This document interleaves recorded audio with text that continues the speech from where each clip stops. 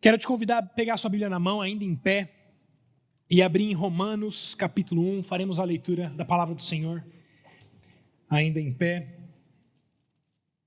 e pedimos que Ele fale aos nossos corações, por meio da sua palavra. Romanos, capítulo 1, a partir do versículo 8.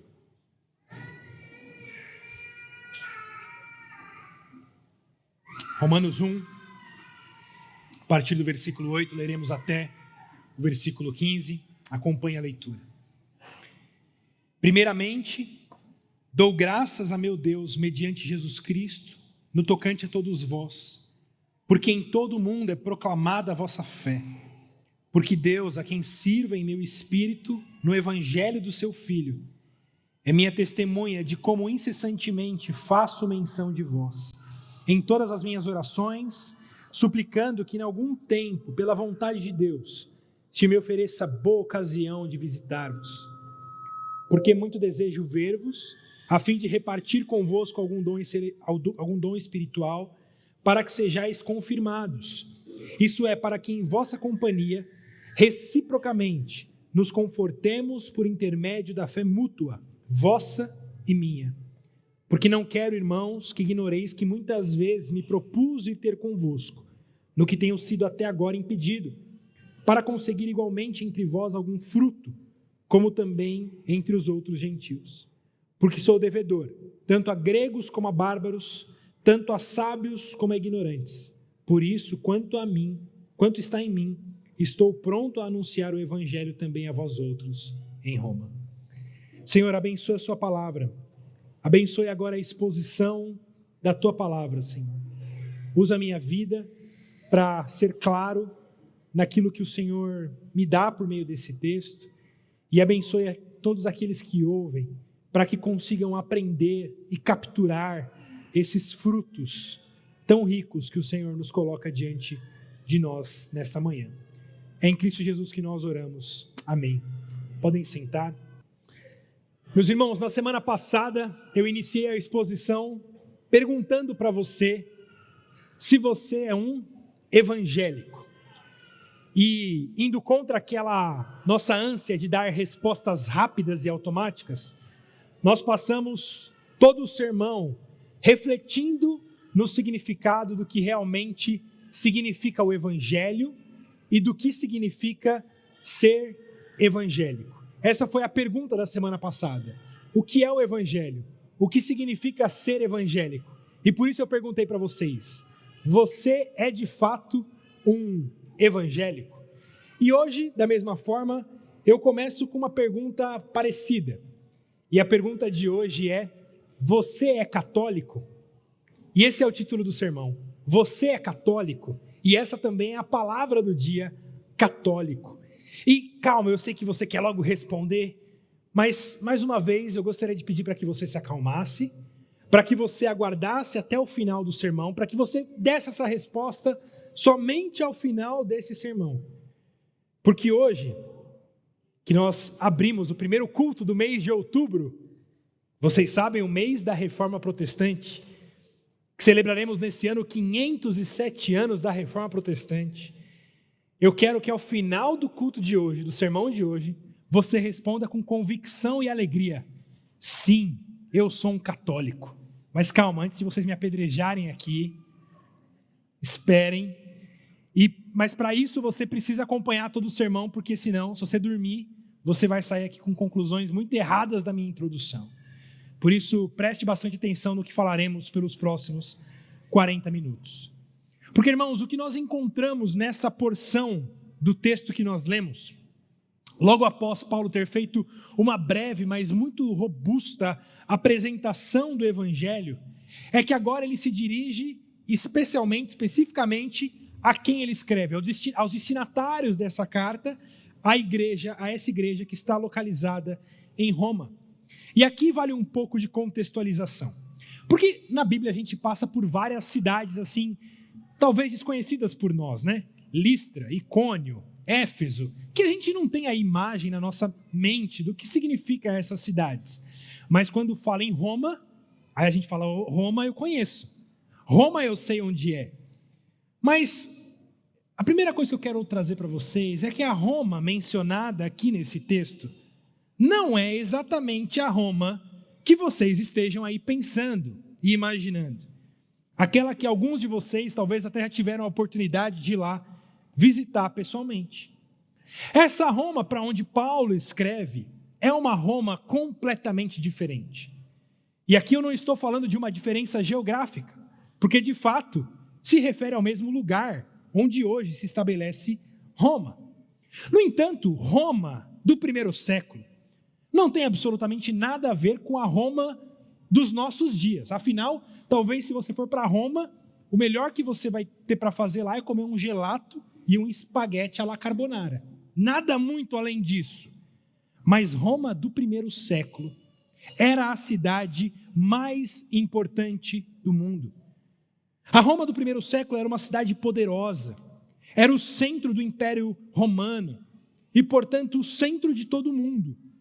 Era daqui que saíam as principais decisões de todo o mundo. A cidade de Roma era o centro do poder político, administrativo e cultural do império. Os próprios imperadores moravam em Roma. Eles construíram palácios luxuosos no Palatino, uma das 7 colunas de Roma. E de lá, de Roma, eles mandavam e desmandavam sobre tudo e sobre todos. Roma era repleta de pompa, de poder e de influência. E é justamente para uma igreja localizada nesse lugar que Paulo escreve e dirige as suas palavras. E, portanto, logo após as suas primeiras exposições do Evangelho, a sua primeira introdução do Evangelho, Paulo, quando vai falar para essa igreja que está localizada nesse centro do mundo, veja como ele começa no versículo 8. Ele diz: primeiramente, dou graças a meu Deus, mediante Jesus Cristo, no tocante a todos vós, porque em todo o mundo é proclamada a vossa fé. Irmãos, reparem um pouco no peso dessas palavras, quando meditamos no que significa Roma do primeiro século, e o que significa ter uma igreja localizada no centro de Roma. Irmãos, Roma não era somente o centro político e econômico do mundo. Roma também era o centro do pecado de todo o mundo. Roma era uma cidade que refletia os valores do paganismo, do culto ao imperador, da idolatria e de uma imoralidade tal que permeava toda a cultura romana. Era uma cidade marcada pela opulência dos imperadores, pela brutalidade dos gladiadores. Vocês que já assistiram a esses filmes que representam esse período sabem disso. E uma oposição ferrenha ao Evangelho. A mensagem que as pessoas proclamavam de que Jesus Cristo é o único Senhor. Não o imperador, não César, mas Jesus Cristo é o único Senhor. O único que deve ser adorado, o único que deve ser reverenciado. Irmãos, Roma era o pior lugar que um cristão poderia estar no primeiro século. Era o lugar mais hostil para o nascimento de uma igreja, para o estabelecimento de uma igreja no primeiro século, era justamente em Roma. O que esperar então de uma igreja que está localizada naquele lugar? O que esperar de uma semente que é lançada no meio de um aterro, no meio do lixo? O que esperar de uma semente que é lançada ali?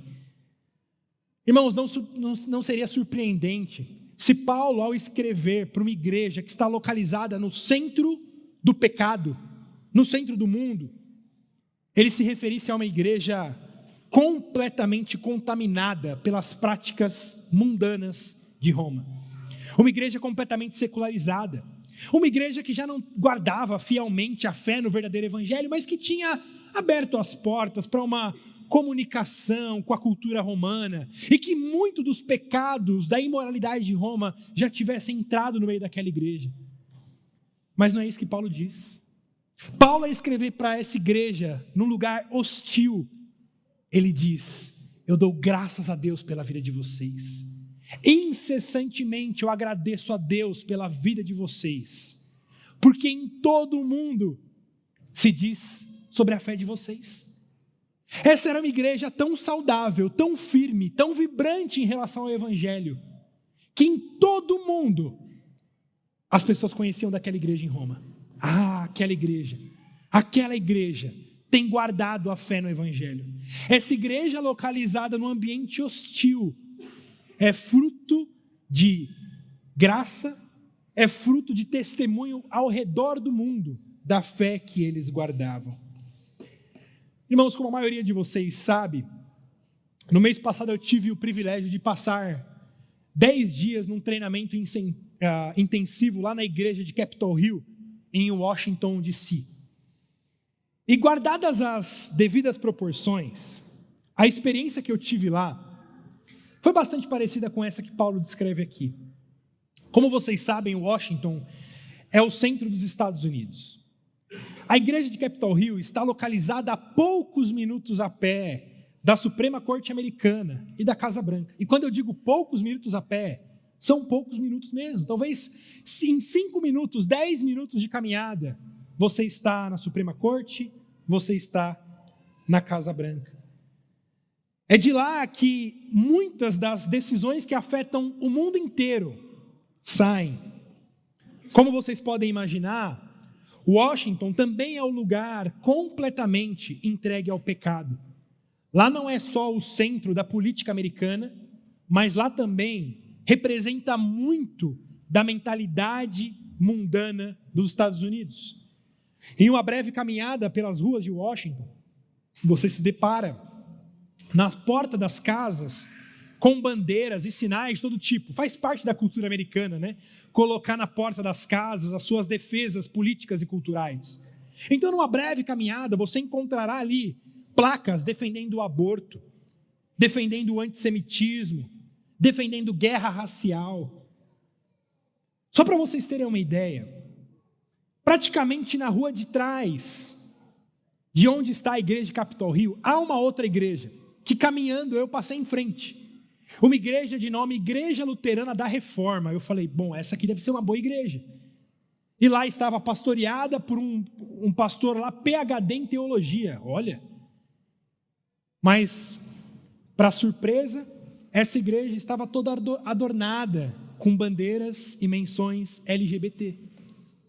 Esse é o estado de Washington, esse é o estado dos Estados Unidos, esse é o estado da igreja americana. Mas, meus irmãos, foi nessa mesma Washington, nesse centro dos Estados Unidos, de certa forma o centro do Ocidente, que eu encontrei ali essa igreja, conheci a igreja de Capitol Hill. Uma igreja tão sólida e saudável que eu não imaginava ser possível conhecer. Eu vi ali pastores piedosos, que eu achava que só existia entre os puritanos. Vi o testemunho da igreja impactando o bairro, ouvindo o testemunho da vizinhança, falando de como tem sido transformada pelo trabalho daquela igreja. Eu vi uma teologia sólida de púlpito e uma prática robusta dos membros. Vi toda a membresia empenhada em receber bem visitantes, empenhada no evangelismo e todos envolvidos em discipulado. Eu participei ali de algumas reuniões e de alguns cultos da igreja, que eu fiquei completamente deslumbrado. Eu pensava como salmista, sabe? Aquele que fica como quem sonha. Participando das reuniões daquela igreja, eu estava completamente deslumbrado, dizendo, não é possível. Não é possível tamanha graça em uma igreja. Durante a semana que eu estive lá, também muitos outros pastores também foram para lá passar aquela semana intensiva. Havia no grupo pastores do Brasil, Portugal, Jordânia, Angola, Gana, Austrália, Suíça, Canadá e de todos os lugares dos Estados Unidos que você possa imaginar. Todos ali para aprender e serem encorajados por aquela igreja. De forma que todos esses pastores voltaram para suas igrejas locais, testemunhando do encorajamento que receberam a partir da igreja de Capitol Hill. Não seria um exagero dizer que a fé daquela igreja é proclamada em todo o mundo. Meus irmãos, quando a gente pensa em Roma ou em Washington, e nas igrejas vibrantes que se estabeleceram naqueles locais, tanto no passado como no presente, nós podemos também sentir encorajados aqui em São Bernardo do Campo. embora a nossa cidade de São Bernardo não seja ninguém, como a gente diz, né, na fila do pão, o que é São Bernardo na fila do pão, ao lado de Washington e Roma? Mas, de certa forma, nós estamos aqui perto, experimentando o que é viver praticamente no centro da América Latina. A grande São Paulo é onde tudo acontece, é onde se trava a luta política, a luta cultural e onde o pecado é celebrado abertamente. O povo em que nós convivemos no dia a dia também é um povo promíscuo, um povo mundano, é um povo idólatra. No entanto, irmãos, nada do que acontece ao nosso redor, seja nos resultados políticos de hoje, seja nas decisões do Congresso, seja nos pecados sendo celebrados abertamente, nada disso pode ser motivo ou justificativa para que tenhamos uma igreja fraca, para que tenhamos uma igreja mundana, para que o pecado comece a entrar pelas portas da nossa igreja.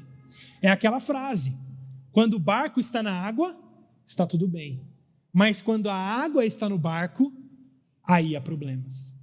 Nós somos chamados como uma igreja plantada em ambiente hostil para florescermos, para avançarmos, de forma que Washington e Roma devem servir para nós como grande encorajamento, dizendo: sim, Roma, naquele período de perseguição, de luta, de promiscuidade, havia ali uma igreja que guardava o verdadeiro evangelho. Nós também devemos perseguir esse mesmo objetivo. Sim, em Washington, eles estabeleceram ali uma igreja saudável, no centro da cultura americana, da política americana, do pecado americano. Nós aqui em São Bernardo também devemos perseguir esse mesmo objetivo. É por isso, irmãos, que nós somos encorajados uns com os outros, com irmãos de outras igrejas, de outros locais, de outras culturas, e somos aqui em nosso tempo, no nosso contexto, encorajados a avançar também, proclamando o verdadeiro evangelho. E perceba que a beleza disso está justamente aqui. O fato de sabermos que as lutas que nós passamos aqui em São Bernardo, de que a nossa fé não é uma exclusividade nossa, mas é algo que compartilhamos com todo o povo de Deus, espalhado por todo o mundo e por toda a história. A fé que havia naquela igreja em Roma no primeiro século é a fé que nós proclamamos aqui. A fé que nós proclamamos aqui é a fé da igreja de Capitol Hill em Washington. Irmãos, voltando agora à nossa pergunta inicial, é justamente isso que significa catolicidade. Catolicidade se refere à universalidade da igreja de Cristo, em seu aspecto mais amplo. É a característica que faz da igreja uma comunidade abrangente, composta pelos verdadeiros crentes em Cristo Jesus, espalhado por todas as partes do mundo, em toda a história. Diz respeito, então, à totalidade do povo de Deus, que inclui todas as nações, culturas e línguas. A catolicidade implica que a igreja é chamada a ser uma comunidade global, unida pela mesma fé. Enquanto falamos em catolicidade, estamos nos referindo que a igreja, com I maiúsculo, é uma só igreja. Nós não somos várias igrejas, mas somos uma só igreja. Somos uma só igreja com os irmãos de Roma no primeiro século. Somos uma só igreja com a igreja de Capitol Hill. Somos uma só igreja com as futuras igrejas a serem plantadas por essa igreja. Somos uma só igreja. E isso é catolicidade. Sabendo que a nossa comunidade não é uma comunidade exclusiva, mas de que nós fazemos parte de um grupo muito maior, aquela tribo de aquele povo de toda tribo, língua, raça e nação. Assim, irmãos, quando nós dizemos a palavra católico, no sentido do contexto da fé cristã, refere-se àquele que pertence a essa igreja, que transcende as barreiras étnicas, culturais, geográficas e de tempo. É reconhecer que a verdadeira igreja de Cristo é una, ou seja, é uma só igreja, e abrange todos os crentes, de todos os lugares que confessam a fé no Evangelho de Cristo. Irmão, se você já teve a oportunidade de fazer uma viagem, de estar em outro país, em outra cultura, e ao domingo ir lá congregar em uma igreja cristã, irmãos, essa é uma das experiências mais maravilhosas que alguém pode experimentar. Você chega e você já é completamente impactado por aquilo.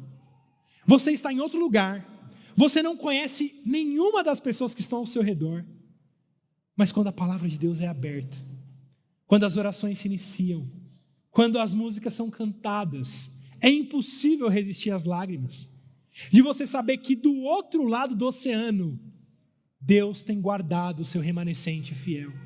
E a mesma fé que há aqui em São Bernardo, há espalhada em todo lugar do mundo, e que Deus tem guardado o seu povo durante toda a história. E a promessa de Deus é que nunca ele ficará sobre a terra sem uma testemunha fiel do Evangelho. Mas que Deus sempre guardará o seu remanescente. Deus sempre guardará o seu povo. Não importa o tempo, não importa a cultura, não importa o pecado, não importa as pressões sociais, o povo de Deus sempre estará lá. E não há maravilha maior do que essa, de não conhecermos alguém, de estarmos num lugar completamente diferente e sermos lá impactados, porque lá também há família, a família da fé. Somos uma só igreja, somos um só povo, proclamando esse Evangelho de Jesus. Por isso, irmãos, quando dizemos que somos católicos, estamos confessando que a catolicidade da igreja, a união da igreja, está acima da nossa denominação batista. Está acima das nossas diferenças de perspectivas, de ênfases ministeriais. Está acima das nossas diferenças culturais. E está acima, inclusive, de diferenças de entendimento de textos específicos da Escritura, de assuntos secundários em relação ao Evangelho e não centrais ao Evangelho. É justamente por isso que no credo apostólico, creio em Deus Pai Todo-Poderoso, Criador dos céus e da terra, vocês conhecem o credo apostólico? É por isso que ao final do credo apostólico é dito, creio na Igreja Católica. E é aqui que evangélico se arrepia. Dizer, não, eu não vou dizer creio na Igreja Católica. Por isso que muitos preferiram mudar essa expressão para creio na Igreja Universal. O que eu não sei se melhorou muita coisa. Alguns falaram, então vamos mudar. Vamos dizer, creio na Igreja Mundial. Não façam um corte desse vídeo, porque... Mas é por isso que eu prefiro usar creio na Igreja Católica. Porque, já que para passar a má interpretação, vamos usar o termo original, o termo que a igreja tem usado desde o início. Senão daqui a pouco a gente vai falar, creio na Igreja Intergaláctica, né? E até surgir algum apóstolo aí moderno para também abrir uma igreja com essa placa. Mas veja, quando nós dissemos, creio na Igreja Católica, estamos dizendo que cremos nessa união de todos os crentes. No entanto, irmãos, mais importante do que o termo em si, se falaremos, creio na Igreja Católica, Universal, Mundial, seja no que for, o ponto é na doutrina do que significa ser católico, do que significa essa catolicidade, e a beleza que há por trás dessa doutrina. O ponto central é entendermos que a nossa fé não é uma fé exclusiva. O que nós pregamos aqui, o que nós professamos aqui não é uma invenção do nosso tempo, não é uma invenção pós-moderna, não é uma nova interpretação que arrumamos, não. A nossa fé é uma fé histórica. A nossa fé, irmãos, é a mesma fé de Abraão, é a fé no Evangelho. Nós não pertencemos a um grupo isolado, que recebeu uma nova revelação, à parte das Escrituras, acreditando que somente aqueles que carregam o mesmo nome da nossa placa entrarão no reino dos céus. Irmãos, cuidado, porque esse é um traço característico das seitas. São esses movimentos sectaristas que pregam que a salvação está na igreja, naquela igreja, está na placa e não no Evangelho do Senhor Jesus Cristo. Não na graça do nosso Deus, mas na graça daquela igreja, daquela denominação. É o que vemos de forma clara em vários grupos dos nossos dias, por exemplo, como nos Testemunhas de Jeová, nos Mormons, em muitos adventistas e na Congregação Cristã do Brasil. Essa ideia de que os salvos, o povo de Deus, é aqueles que estão dentro da nossa igreja, da nossa denominação. Isso é tão importante, irmãos, porque quando entendemos que a catolicidade, que a nossa união, essa união no Evangelho, nós entendemos que a igreja, o povo de Deus, o reino de Deus, não avança de forma isolada. Nós não estamos isolados do trabalho que acontece no Capitol Hill. Nós não atuamos isolados das igrejas cristãs que atuam pelo Brasil. Mas nós estamos indo numa mesma direção, avançando como um só exército. É claro, irmãos, que existem igrejas locais. E a importância de igrejas locais é muito fundamental. Nós atuamos fazendo uma imagem aqui de guerra. Nós atuamos como igrejas locais como se fossem batalhões diferentes, mas de um mesmo exército. Veja, não faz sentido uma nação com vários batalhões, os batalhões agirem de forma isolada, não enviando mantimentos uns aos outros, não apoiando e ajudando uns aos outros. Não faz sentido, muito pior do que isso, quando batalhões se atacam, ao invés de atacar o inimigo. Por isso, as igrejas locais funcionam como batalhões, enquanto a igreja de Deus funciona como esse exército, que está toda voltada para um mesmo objetivo, que é avançar mais uma jarda em prol do Evangelho. E é justamente no Evangelho que está a base da catolicidade. E eu peço que você preste muita atenção aqui.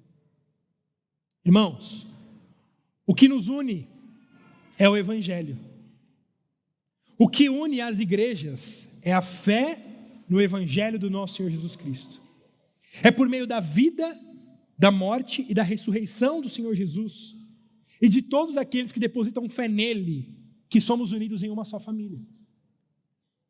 A carta de 1 João, basicamente, é toda escrita nessa tese de que a nossa união está em Jesus Cristo e em seu Pai. Ele diz: nisso conhecemos que pertencemos a Ele, se Ele nos deu o seu Espírito, se temos a fé nesse Evangelho, se temos a Jesus como Salvador. Aquele que confessar que Jesus é o Filho de Deus, Deus permanece nele e ele em Deus, é o que diz 1 João 4,15. Em João, Paulo está dizendo, olha, a verdadeira comunhão está no Evangelho. Então percebam que quando falamos em catolicidade, é preciso ter muito cuidado, porque a verdadeira comunhão é uma comunhão no Evangelho. Então não é uma comunhão com todos. Não é assim, todo mundo faz parte da nossa família, não. Porque a nossa comunhão está no Evangelho. De forma que a verdadeira catolicidade diz respeito a uma comunhão na fé no Evangelho. Ou seja, da mesma forma que a catolicidade diz respeito a uma comunhão no Evangelho, por outro lado, também diz respeito a uma separação. Aqueles que não fazem parte dessa comunhão. Por quê? Porque não estão firmados no mesmo Evangelho. E é justamente por isso que dizemos que a Igreja Católica Apostólica Romana não é uma igreja verdadeiramente católica. É por isso que a nossa comunhão, essa nossa catolicidade, não tem comunhão com a Igreja Católica Apostólica Romana. A Igreja Católica, como a gente diz de forma mais abreviada. Por quê? Justamente, irmãos, porque a Igreja Católica Apostólica Romana abandonou o verdadeiro evangelho da graça de Deus por meio da fé unicamente em Jesus Cristo. O problema da Igreja Católica não é, assim, de forma principal, a figura do Papa, a questão dos santos. a questão das missas, embora tudo isso seja problemático. O problema principal da Igreja Católica Apostólica Romana é no cerne do Evangelho. A doutrina da Igreja Católica Apostólica Romana prega um evangelho, um outro evangelho, como diz Paulo aos Gálatas, que na verdade não é outra coisa nenhuma, porque é uma falsificação do verdadeiro evangelho, de que a salvação é por meio da graça, mais das obras. É a fé, mas é também o mérito. É por meio da intercessão dos santos e de Maria. E, portanto, o verdadeiro evangelho da graça de Deus, mediante a fé única no Senhor Jesus Cristo, é negada pela Igreja Católica Apostólica Romana. Por isso nós podemos dizer, nós somos católicos. Eles não. Eles não. Porque eles não fazem parte do verdadeiro evangelho do Senhor Jesus Cristo. Agora, voltando aqui ao nosso texto de Romanos 1, vemos como Paulo evidencia essa verdade no nosso texto. Veja que de versos 9 a 12, ele diz: porque Deus, a quem sirvo em meu espírito no evangelho do seu Filho, é minha testemunha de como incessantemente faço menção de vós em todas as minhas orações, suplicando que em algum tempo, pela vontade de Deus, se me ofereça a boa ocasião de visitar-vos, porque muito desejo ver-vos, a fim de repartir convosco algum dom espiritual, para que sejais confirmados. Isso é, para que em vossa companhia, reciprocamente, nos confortemos por intermédio da fé mútua, vossa e minha. Irmãos, veja que fantástico isso. Veja que fantástico esse trecho. Paulo assegura a esses irmãos, primeiro, que ele constantemente ora pela igreja de Roma. Uma igreja que ele ainda não conhecia pessoalmente. É isso que nós vemos no texto. Paulo não tinha ido na igreja de Roma. Paulo não conhecia a igreja de Roma. Ele conhecia alguns irmãos daquela igreja, como nós vemos lá no capítulo 16, no final do livro, da carta. Mas Paulo não tinha ido lá. Ainda assim, Paulo ora constantemente por aquela igreja que ele não conhecia, que ele só tinha recebido o testemunho. Irmãos, isso é ser católico. Isso é catolicidade. Não é somente da boca para fora, mas é um interesse genuíno para que Deus abençoe outras igrejas, além das nossas quatro paredes. O fato de não orarmos por outras igrejas mostra que talvez tenhamos perdido o nosso traço da catolicidade. O traço de reconhecermos que a fé que temos não é uma fé exclusiva, mas que Deus tem avançado o seu reino em todos os locais do mundo. Vejam, nós acabamos de ter uma conferência aqui escatológica e recebemos pastores do Rio Grande do Sul, de Moscou nos Estados Unidos, de Portugal, e nós ouvimos o testemunho da igreja avançando em todos os lugares. Mas a melhor forma de dizermos que acreditamos nisso é orarmos por essas igrejas. Como o pastor Elmer orou aqui. Muitas vezes nós esquecemos de orar pelos nossos missionários. Isso mostra, irmãos, como talvez tenhamos também uma ideia exclusivista, uma ideia sectarista, uma ideia de gente que está preocupada somente com o próprio umbigo, com a própria igreja, com a própria comunidade. Não interessa a luta das outras igrejas, não interessa as dificuldades de outros pastores, dos missionários, isso é problema deles. O nosso problema é a nossa igreja. Não é assim que o apóstolo Paulo pensa, e não é assim que os cristãos deveriam pensar. Por isso Paulo ora constantemente por essa igreja em Roma. E mais do que isso, ele mostra o desejo de estar com eles. É o que diz os versículos 11 a 13, ele diz: eu tenho pedido para ir aí repartir com você algum dom espiritual, para que sejais confirmados. E ele diz, para que em nossa companhia, para que enquanto eu esteja aí com vocês, reciprocamente nos confortemos por meio dessa fé mútua, vossa e minha. Irmãos, que maravilhoso é isso. Ou seja, o objetivo de Paulo é que haja mútuo encorajamento. Paulo deseja que a partir desse encontro em Roma, ele seja encorajado pela igreja e a igreja, por sua vez, seja encorajado por ele. Veja, irmãos, Paulo não ora assim: Senhor, abra para mim uma oportunidade para eu ir pregar lá em Roma. Quero tanto que eles conheçam o meu ministério. Quero tanto fazer uma viagem lá internacional para ir pregar lá em Roma. Abençoa meu ministério para eu ir para Roma, viajar e poder pregar lá. Essa não é a oração de Paulo. A oração de Paulo é que, por meio desse encontro, de fato Paulo deseja dividir com ele os seus dons, mas Paulo também deixa claro, para que eu também seja estimulado pela fé de vocês, para que eu também aprenda pela igreja. Veja, irmãos, Paulo se coloca numa posição de humildade, dizendo que mesmo ele, o apóstolo Paulo, poderia ser encorajado e ensinado por aquela igreja de Roma. Irmãos, mais uma vez, fazendo um pouco da referência com a viagem que eu fiz para Washington, foi constrangedor ver o interesse genuíno dos pastores ali em conhecer os alunos que estavam indo viajar para lá. Interessante porque nas conversas dos intervalos, os pastores de Capitol Hill nos paravam para conversar com a gente e perguntavam sobre o nosso ministério, sobre a nossa igreja local, como fazíamos isso ou aquilo, interessados em aprender de nós. Será que a igreja de Capitol Hill tem algo para aprender com a Igreja Batista Reformada de São Bernardo do Campo? Sim, é isso que eles demonstravam. Um interesse genuíno em ouvir, em aprender. Parece talvez uma falsa modéstia, mas irmãos, era evidente o interesse real deles, tanto em ensinar por um lado, mas também por ouvir, por aprender, por saber que eles também tinham frutos e dons a receberem por meio dos irmãos que estavam ali aprendendo. Eu amo aquela frase de Calvino, que diz que na igreja de Cristo não há ninguém tão pobre que não possa compartilhar algo de valor. Da mesma forma, não há ninguém tão rico que não tenha nada a receber. É assim que Deus constitui o seu corpo. Não há ninguém tão pobre que não tenha nada a oferecer, e ninguém tão rico que não tenha nada a receber. E é justamente isso que Paulo fala no versículo 14.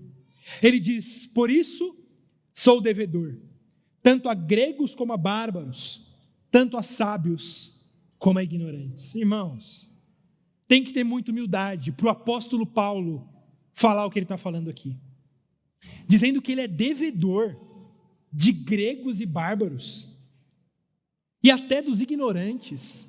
Meus irmãos, vocês sabem quem é o apóstolo Paulo? O apóstolo Paulo é um judeu, mas é um judeu, não é qualquer judeu não. Paulo é um judeu com pedigree.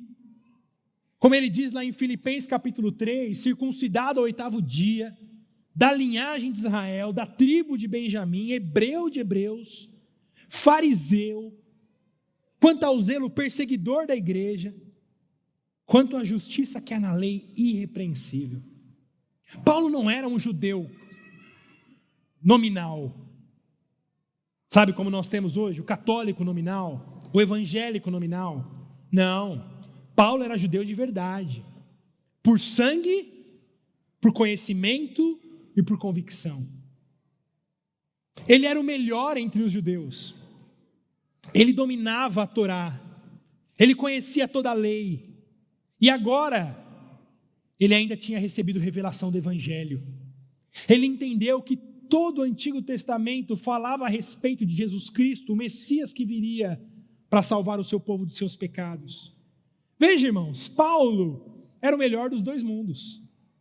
Paulo era o melhor do judaísmo e o melhor do cristianismo.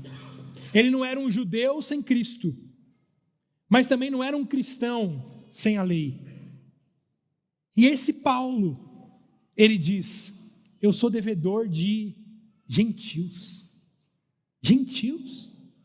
Esse povo que não conhece a Torá como Paulo, que não conhece o Antigo Testamento como Paulo, e que talvez entendeu o Evangelho de Jesus, mas não tem o conhecimento profundo do que significa Jesus Cristo ser o cumprimento de todas as promessas feitas desde Gênesis. Paulo está dizendo: eu sou devedor. Eu sou devedor a gregos e a bárbaros, sou devedor a sábios e a ignorantes. Essa é a humildade de Paulo. Paulo não vive como alguém em arrogância. Paulo não vive como alguém orgulhoso, que não tem nada a aprender, não tem a quem ouvir. Mas Paulo se coloca nessa posição de humildade, dizendo: eu sou devedor. Eu sou devedor. De fato, irmãos, Paulo reconhece que na catolicidade do povo de Deus, a lógica é completamente outra. E é isso que Jesus nos ensinou, não é? Não é isso que Jesus disse durante todo o seu ministério? Ele disse: olha, no reino de Deus, ou nessa catolicidade do reino de Deus, o maior é o menor. O mais importante é o que mais serve. Os últimos são os primeiros. Lembra aquela viúva que dá tudo o que tem, mas eram somente 2 moedas? Pois ela deu mais do que aqueles que entregaram sacos de dinheiro. Na parábola do fariseu e do publicano, o que volta para casa justificado é justamente aquele que era improvável. São os humildes que herdam a terra. Os convidados do banquete do rei são os desvalidos, os que não merecem. Quem salva a sua vida é aquele que a perde. Quem perde a sua vida é aquele que a salva.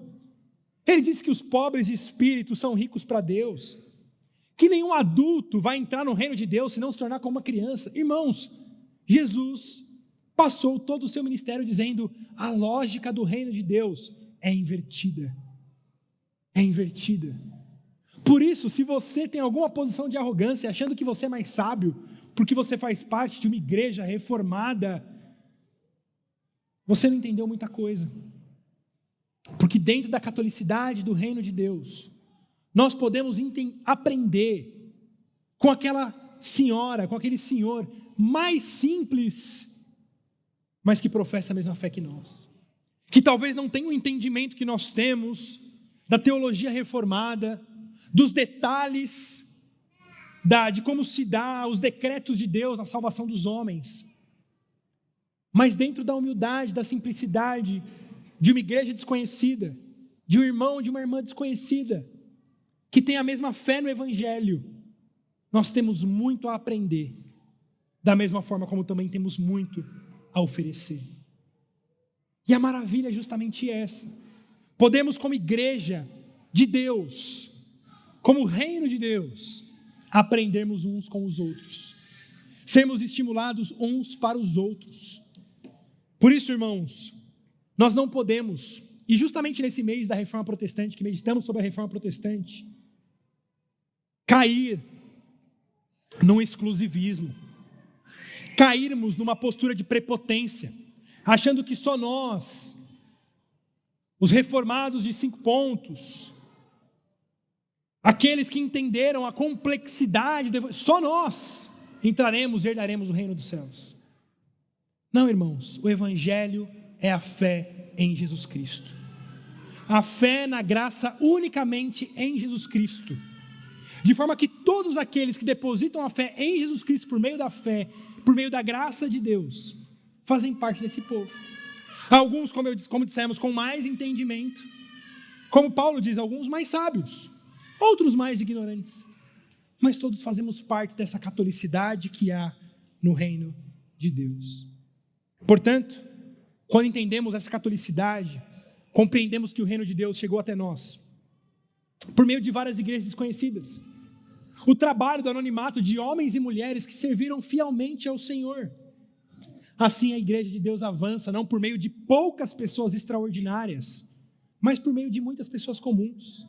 Eu e você, que professamos o Evangelho, que trabalhamos pela igreja e que avançamos o reino de Deus por meio da pregação do Evangelho.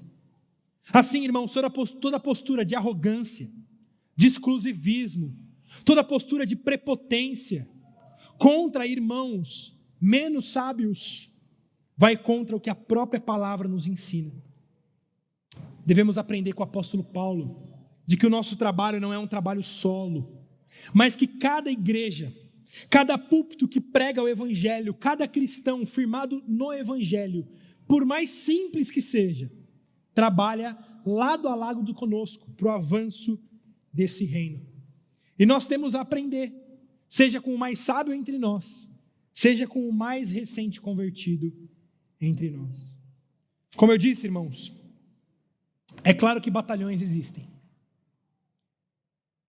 mas o exército, ele avança como um só povo, uma só bandeira, em pequenas companhias, em pequenos batalhões, com a nossa igreja no Rude Ramos, com a igreja a ser plantada no centro de São Bernardo, com a igreja de Capitol Hill, com a igreja de Roma, com a igreja de todos os lugares do mundo. O reino de Deus avança, não como um exército que caminha sozinho em bloco, mas como vários batalhões que avançam com a mesma bandeira, o estandarte do Senhor Jesus Cristo.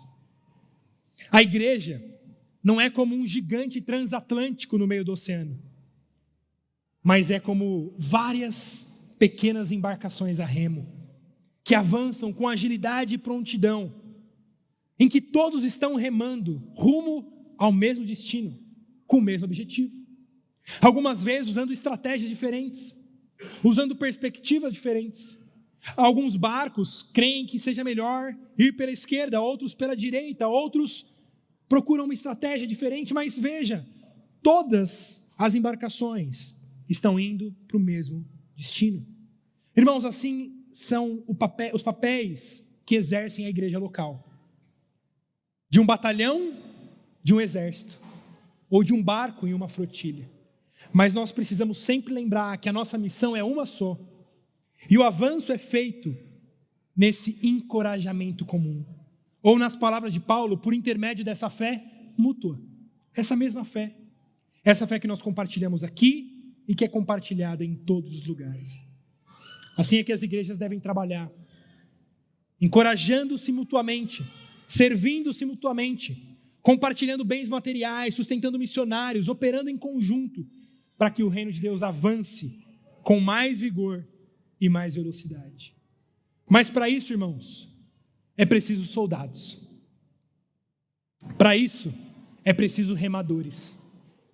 Remadores que estão dispostos a talvez pular para o barco do lado e remar um pouco mais forte. É por isso que Paulo diz aqui no versículo 15: por isso, quanto a mim, eu estou pronto a anunciar o evangelho também a vós outros em Roma. Alguém precisa ir para Roma? Alguém precisa ir para lá, avançar o reino? Nós precisamos de gente que diga: eu estou pronto. Eu estou pronto para trabalhar. Eu estou pronto para servir. Por meio da minha comunidade local, conta comigo, conta com o meu remo, conta com o meu trabalho, eu estou pronto. Felizmente o que nós vemos hoje muitas vezes nas igrejas é uma falsa paráfrase da oração de Isaías. Sabe aquela oração? Senhor, eis-me aqui, envia-me o meu irmão. Alguém precisa remar, alguém vai remar. Com tanta gente no barco, o remo está lá, alguém vai remar. Pois é, irmão, mas é esperando alguém remar que todo mundo fica parado e o barco não avança. Alguém vai assumir o batalhão e vai levar esse batalhão uma jarda à frente. Pois é, mas é todo mundo esperando que alguém faça que o batalhão fica parado. Por isso nós precisamos de pessoas comprometidas com a igreja, para servirem com a igreja e dizer, como diz o apóstolo Paulo: quanto a mim, eu estou pronto. Irmãos, que o Senhor nos abençoe. Que o Senhor abençoe essa igreja aqui no Rude Ramos. Que o Senhor abençoe a igreja que está em plantação no centro de São Bernardo. Que Deus abençoe a igreja de Capitol Hill. E que Deus abençoe todas as igrejas espalhadas pela face da terra que mantêm comunhão conosco. E essa comunhão é em Jesus Cristo, no seu sangue e na fé nesse evangelho. Que essa fé católica jamais se aparte de nós. E por isso, eu quero que você não tenha medo de dizer: eu sou católico. Mas cuidado, isso pode passar uma mensagem errada. Talvez você possa botar uma explicação: sou um católico reformado. Que Deus nos abençoe. Feche seus olhos, vamos orar. Senhor, obrigado pela tua palavra. Obrigado pelo encorajamento e pela instrução e pela exortação que temos a partir desse texto. Ó Deus, nos dê visão e fé nessa catolicidade do seu povo, de que por meio dessa fé mútua, somos continuamente encorajados uns pelos outros, servidos uns pelos outros, servindo uns aos outros, para que o teu reino avance com vigor e para a glória do teu nome, para a fama do nome do nosso Senhor Jesus Cristo. É essa bandeira que levantamos e é por ela que trabalhamos. Amém.